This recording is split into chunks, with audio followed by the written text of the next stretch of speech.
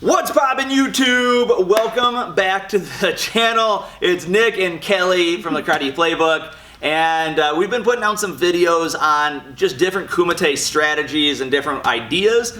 The last one we put out was on how to defend against a jab. And so we figured it was only right to throw a video out there on how to set up a jab and throw it from different angles. So instead of just throwing a jab straight in, how you can move your body and how you can set this jab up a little bit better, because it is my favorite technique to throw. Really good. So we have 5 kind of basic ways to throw your jab, plus one at the very end, which is kind of a bonus that I just call the Fufu.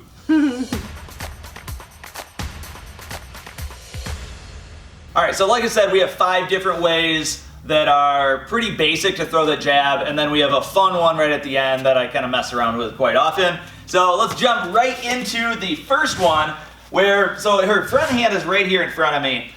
A lot of people, when they want to set up this jab, they will try to sneak over towards the person's open side. My immediate response is just sneak with them. Exactly, so it makes sense for me to want to be over there because I want to punch there, but it pulls their attention to that side. So instead of going to this side to start, I'm going to live kind of over on her closed side over here and try to pull her attention this way. What it does naturally is if her guard is normally here, when I go like this, you can kind of see her shoulders turn slightly, and that opens her up a little bit more for a jab. So I'm not moving far enough like this where she's going to move her feet to follow up with me.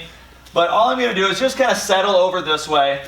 Now my front foot is going to step kind of in line with her toes, so not a big step, but just a little bit, and I'm going to throw my jab right from there. So again, we're not stepping far, and we do want to keep this other hand ready to block, but we're just going to step, throw the jab straight in, and then shoot back. All right, number 2. This one is similar to the first one, but instead of stepping my front foot, I'm going to move my back leg. All right, now if you notice, these are both done pretty close right now. It's not realistic that you're just standing here and kind of staring at each other and waiting for somebody to punch. If you're doing that, you're doing it all wrong. So make sure you're adding in some footwork and closing the gap a little bit. But the second one, all we're going to do is take our rear foot, step it behind us, and throw this jab. All right, so again, I like to live kind of over on this closed side. And then from here, I rotate, throw my jab, and you only need a little bit of rotation, just like with a first step. Doesn't have to be big, just enough to move your body over towards their open side. All right, so for number 3, we're actually going to switch sides so you can see this a little bit better. This is one that we covered in a previous video, so you might recognize it, but we figured it'd be worth going over again here. So this one, what I want to do is get her attention not on this side, but on this side again. All right, now, unlike the previous 2, this one you can actually live over on their open side because I want to hide my rear hand with her front hand. So if we draw a line from her eyes through her hand to my hand, she won't be able to see this very well. I can't. And then all I want to do is just kind of flick this here. Okay? And really the only thing I want to do is just get her eyes to notice it. We don't want to make it big. Don't make it a technique. Don't make it like a punch or a big flick. I'm just going to bring this from here over to here just so that she can see it. And then as soon as I do that, I'm going to throw my jab. So this one's kind of fun, and it'll kind of trick them into just noticing something to their left, and then they get punched from their right. All right, number 4. This one is going to actually be going to the outside. This one's a little bit funky. Brass monkey. And I actually replaced the jab with a back fist on this, but we do see some people that like to still throw a jab. I'm going to show it with a back fist because that's what I do. So from here, again, we're standing close just for the sake of demo. You would, of course, be moving around and trying to find your distance.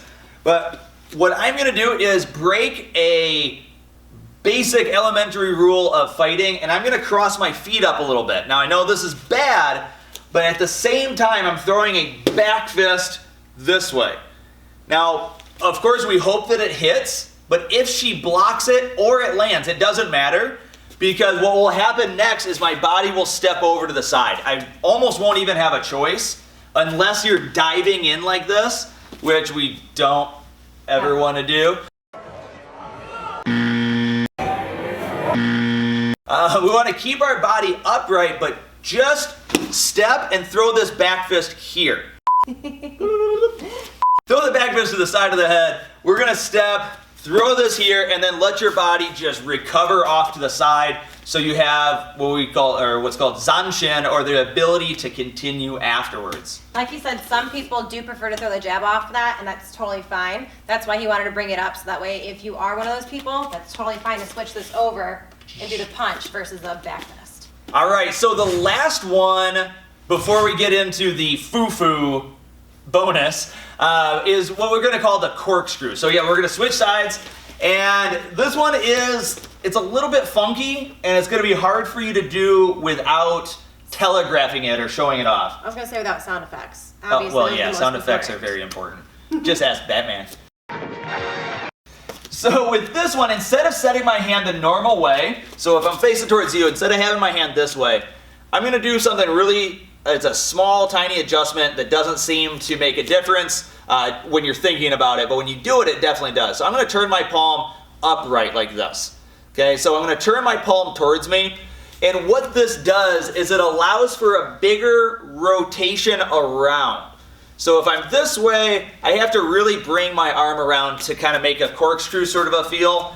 So if we're here, if I want to do this from a side-facing guard like this, I'm going to have to move my arm, and it winds up being like a haymaker sort of slapping punch, which we don't want. So if I let my hand just relax with my palm facing towards me, now I can take my pinky side of my arm and bring it around, and this is going to corkscrew around her punch. So this is great for the advanced fighters out there.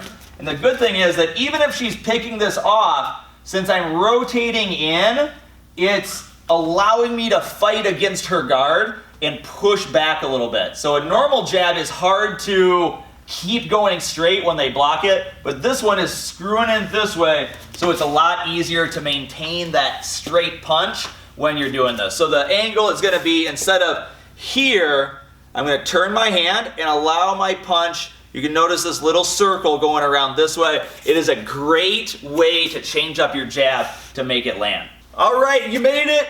We're done with our 5 normal ones, and now we are on to the bonus not normal one. Fufu. The Fufu. The Fufu. So this comes from Little Bunny Fufu, because I'm going to be bopping him on the head. Now, I'm not doing this in like a weird slapping sort of way. You'll see this in with a lot of fighters that will throw this punch like this and then kind of fall over. No technique. No technique, no zanshin. We wouldn't want to do that intentionally because I'm falling over on my face, and that's just not good. So, but with this one, it's similar, but with a little adjustment to make it a better motion. So from here, I'll show you both the small version and the big obnoxious version. So the big obnoxious version first is, quite often, I'll just bring my hand up and kind of touch my head on the side here. Doesn't really mean anything to the other person other than, I don't know, maybe his head itches or he's just a strange person. All right, so I'm going to bring this hand up here. The good thing that this does is it brings my elbow closer to the target, and then I'm just going to throw my jab straight out. So I'm not going to bop him on the top of the head, even though the name is the Fufu, and I'm going to go from here, throw it in, and let the jab go in straight. All right, now the advanced version, the way that you can actually utilize this is when you're this way, fake or move and try to get your elbow to press in slightly. Right, so instead of being at this angle with my arm, I'm going to try to keep my hand there and get my elbow to go in.